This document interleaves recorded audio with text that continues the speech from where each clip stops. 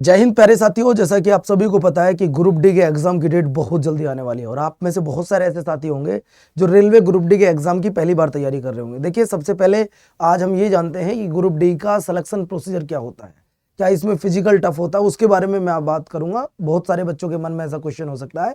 Group D में paper अगर आप पास कर लेते हैं तो फिजिकल बहुत नॉर्मल होता है, ना लॉन्ग जंप है ना हाई जंप है, बस एक 1 किलोमीटर की दौड़ होती है और एक 100 मीटर की दौड़ होती है। मतलब मेन चीज है एग्जाम।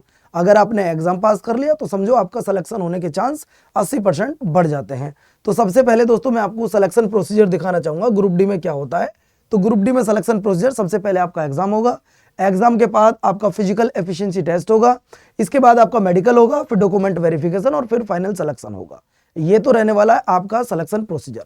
लेकिन आप में से जो बच्चे पहली बार तैयारी कर रहे हैं वो ये जानना चाहते हैं सर एग्जाम पैटर्न के बाद हमें कितना पढ़ना होगा। देखिए, एग्जाम पैटर्न की अगर मैं बात करता हूं तो ये एग्जाम पैटर्न है जिसमें साइंस के 25 क्वेश्चन होंगे, जिसमें मैथमेटिक्स के 25 क्वेश्चन, रीजनिंग के 30 क्वेश्चन और जीए के जो होंगे वो 20 क्वेश्चन होंगे। यहाँ के एक छोटा सा कंफ्यूजन ये है कि जब पिछली बार भर्ती हुई थी दोस्तों तो उसमें क्या था, इन 20 में से हम बच्चों ने तो history, polity, geography, economics, static, GK वो सब पढ़ी, लेकिन एग्जामिनर ने क्या किया, इस 20 में से 16 से 17 नंबर का उसने करंट अफेयर पूछ लिया था और 3 से 3 नंबर या 2-3 नंबर का आपको उसने पूछा जीके जीएस का पार्ट। तो मैं आज आपको यही बताने जा रहा हूं कि आपको सिलेबस में पढ़ना क्या है। साथियों, सिलेबस है क्या, हमें सिलेबस में पढ़ना कितना है। तो दोस्तों मेरी आपको एक सजेशन है छोटा सा, और वो सजेशन ये है कि देखो, एक तो 25 नंबर की साइंस है, ये तो अलग आएगा, लेकिन उसने साफ बोल दिया है कि मैं जो आपसे साइंस पूछूंगा ना वो साइंस 10th स्टैंडर्ड की पूछी जाएगी।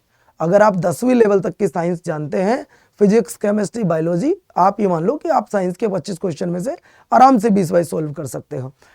अभी तक जो बच्चे कंफ्यूज हैं वो इस टॉपिक को लेकर हैं। जीए वाला जो पार्ट है, ये जीए वाला पार्ट 20 नंबर का है। अब बच्चे हिस्ट्री भी पढ़ रहे हैं, पॉलिटी भी पढ़ रहे हैं, इकोनॉमिक्स भी पढ़ रहे हैं, ज्योग्राफी भी पढ़ रहे हैं और आपका करंट अफेयर भी पढ़ रहे हैं और स्टैटिक जीके भी पढ़ रहे हैं। लेकिन बच्चों के मन में क्वेश्चन आ रहा है कि सर पढ़ें कितना। पिछली बार तो पूरा पैटर्न चेंज था, हम तो पढ़ के हिस्ट्री गए, पॉलिटी पढ़ के गए, इकोनॉमिक्स पढ़ के गए, ज्योग्राफी पढ़ के गए, लेकिन एग्जामिनर ने पूछा ही नहीं। एग्जामिनर ने क्या पूछा, मैंने अभी जो बताया आपको कि जीएस के 2 पार्ट उसने कर दिए और पार्ट क्या कर दिए साथियों, इसमें से उसने 16 से 17 नंबर आपके करंट अफेयर के पूछ लिए और 3 से 4 क्वेश्चन उसने क्या कर लिए, वो पूरे जीएस के पूछ लिए। अब बच्चा वहां कंफ्यूज। देखिए, ऐसा पहले जो नोटिफिकेशन आया था उसमें ये रेलवे का खुद का नोटिफिकेशन से लिया हुआ स्क्रीनशॉट है, उसमें ऐसा कहीं नहीं लिखा था कि जीए में पूरे 20 के 20 नंबर का करंट अफेयर पूछा जाएगा। हाँ, ये जरूर मेंशन था कि उसमें करंट अफेयर आएगी, है ना, और ये टॉपिक भी दिए गए थे दोस्तों। जैसे अगर हम बात करें, उसने वैसे पहला ही दिया था, इसमें मैं यहाँ रेलवे भर्ती बोर्ड की गलती नहीं कहूँगा, कहीं ना कहीं गलती हम लोगों की भी है, आप लोगों की भी है। अगर मैं आपको डेली करंट अफेयर ही पढ़ाता दोपहर 12 बजे वाली क्लास में तो आपको ये लगता कि यार करंट अफेयर ही थोड़ी ना पूछी जाएगी, पता नहीं टीचर हिस्ट्री पॉलिटी क्यों नहीं पढ़ा रहे हैं। लेकिन इसलिए हमने आपको इस बार हिस्ट्री, पॉलिटी, इकोनॉमिक्स के साथ साथ करंट अफेयर भी पढ़ाना शुरू कर दिया है।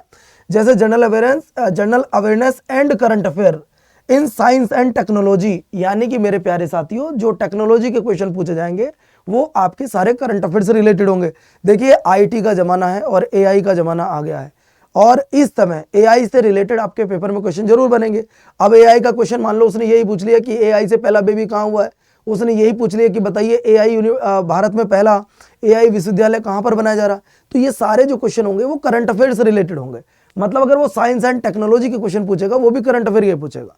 अगर मैं स्पोर्ट्स की बात कर रहा हूँ तो स्पोर्ट्स में देखो, स्पोर्ट्स में अगर बात करें, क्रिकेट है, हॉकी है, वॉलीबॉल है, बास्केटबॉल है, टेनिस है, कबड्डी है, खो खो है, बहुत सारे ऐसे गेम होते हैं। लेकिन उन सभी गेमों के क्वेश्चन वो ये नहीं पूछ रहा आपसे कि बताइए भारत ने पहली बार क्रिकेट वर्ल्ड कप के जीता था, वो आपसे ये पूछ रहा है कि बताइए 2025 में 2026 में कौन सी प्रतियोगिता हुई है, उसमें भारत जीता कि नहीं जीता, वो क्वेश्चन आ रहे हैं। और वो हिस्ट्री पॉलिटी के नहीं होते साथियों, वो स्पोर्ट्स का करंट अफेयर होता है। उसी तरीके से कल्चर का आपका करंट अफेयर होता है। मतलब हर टॉपिक का वो करंट पूछ रहा है। मतलब आप देखो, कहीं भी यहाँ आपको हिस्ट्री, पॉलिटी, इकोनॉमिक्स नहीं दिखाई देगी। अगर यहाँ इकोनॉमिक्स है भी तो इकोनॉमिक्स के भी करंट अफेयर के क्वेश्चन पूछेगा। जैसे अभी भारत की जीडीपी कितनी है फिलहाल में, ये आपसे पूछ सकता है, या मूडीज के रिपोर्ट के अनुसार हमारी जीडीपी कितना रहने का अनुमान है। क्वेश्चन तो इकोनॉमिक्स का है लेकिन किससे रिलेट कर दिया सर, करंट अफेयर से रिलेट कर दिया है ना। तो ये आपको याद रखना होगा। प्रसिद्ध व्यक्तित्व ये आपसे पूछ सकता है। जैसे मान लो किसी देश के कोई राष्ट्रपति बने हो, अभी किसी देश के कोई प्रधानमंत्री बने हो, जैसे अभी मोदी जी, अभी आपको पता होगा कि भारत के लोगों से 7 अपील की है कि विदेश नहीं जाना है, सोना नहीं खरीदना है, और खुद आपको पता है 5-6 देशों की विदेश यात्रा कर रहे हैं, वहां से क्वेश्चन बन सकता है। वो भी तो करंट अफेयर का ही है ना भाई, देश के वो तो लीडर है, उनको जाना पड़ सकता है बाहर। अब वहां से तो क्वेश्चन बन सकता है कि मोदी जी को, अभी आपको पता होगा कि 32 देश ऐसे हैं जो अपने देश का सर्वोच्च नागरिक सम्मान दे चुके हैं 2014 से लेकर 2026 तक, तो क्वेश्चन आ सकता है। अभी स्वीडन में उनको 31वां नागरिक सम्मान मिला है, फिर नॉर्वे में मिला है, तो वो भी करंट अफेयर बन गया। प्रसिद्ध व्यक्ति हैं भाई इस समय फिलहाल में, पर्सनैलिटी वाले बंदे हैं। इसके बाद आइएगा, राजनीति तथा अन्य महत्वपूर्ण विषय से क्वेश्चन पूछे जा सकते हैं। देखिए एग्जामिनर बहुत मतलब सिलेबस बनाने वाला रेलवे भर्ती बोर्ड बहुत तेज है, उसने साफ लिख दिया राजनीति तथा अन्य महत्वपूर्ण विषय। अब इस अन्य महत्वपूर्ण विषय में मैं हिस्ट्री पढ़ूं, पॉलिटी पढ़ूं, इकोनॉमिक्स पढ़ूं, ज्योग्राफी पढ़ूं, इसको लेके बच्चा बड़ा कंफ्यूज है कि मैं क्या पढ़ूं। तो मेरा एक छोटा सा सजेशन आपको यही है कि बच्चों आपको पढ़ना क्या है, आपको इन सारे टॉपिकों को तो पढ़ना ही पढ़ना है। इनसे रिलेटेड करंट अफेयर क्या बन सकता है, इनसे रिलेटेड जो भी करंट अफेयर बन सकता है, एक तो आपने वो पढ़ना है सबसे पहले, और इसके बाद आपको पॉलिटी पढ़कर जानी है। पॉलिटी में उस विशेषकर आर्टिकल पढ़ना, अमेंडमेंट पढ़ लेना, शेड्यूल पढ़ना है, वो आपके लिए जरूरी है। बाकी देखो ऐसा रेलवे के सिलेबस में कुछ नहीं दिया गया है कि जीएस के सिलेबस में आपको ये अलग कुछ पढ़ना होगा। उसने साफ साफ कह दिया दोस्तों, RRB group D general awareness and current affair syllabus, यानी कि ये टॉपिक से क्वेश्चन पूछे जाएंगे, लेकिन इन सारे टॉपिकों से करंट अफेयर के क्वेश्चन आएंगे। आप समझ लीजिएगा बस इतना। जैसे अर्थव्यवस्था से पूछ ले, राजनीति से पूछ ले। देखो अब मैं क्या बोलूं इसमें, राजनीति तथा अन्य महत्वपूर्ण विषय। अब अन्य महत्वपूर्ण विषय में हिस्ट्री भी है, पॉलिटी भी है, इकोनॉमिक्स भी है, ज्योग्राफी भी है, स्टैटिक जीके भी है, कुछ भी है। तो दोस्तों ये था सिलेबस आपका जो आपको तैयार करना रेलवे ग्रुप डी के लिए। अगर आप सिलेक्शन चाहते हो तो इसको तैयार कर लेना। वैसे रोज दोपहर मेरी 12 बजे क्लास होती है, अगर आप उस क्लास में जुड़ना चाहें तो मैं ये सिलेबस वहीं कवर करा रहा हूँ। रोज सुबह 7 बजे करंट अफेयर और दोपहर में 12 बजे होती है हमारी जीके जीएस की क्लास। और अगर आप इस सिलेबस को बेसिक से कवर करना चाहते हैं, अगर आप इस सिलेबस को बेसिक से कवर करना चाहते हैं तो हमारा एक बेसिक बैच स्टार्ट हो चुका है, आप वहां जुड़ सकते हैं। आप गूगल पे जाना, यहाँ लिखना अड्डा 24/7, जैसे लिखोगे हमारी वेबसाइट ओपन हो जाएगी। ऑल कोर्स पे आना, यहाँ आओगे तो साथियों रेलवे आपको दिख जाएगा। रेलवे में जब आप आओगे तो आने के बाद साथियों आपको यहाँ दिखेगा रेलवे ग्रुप डी।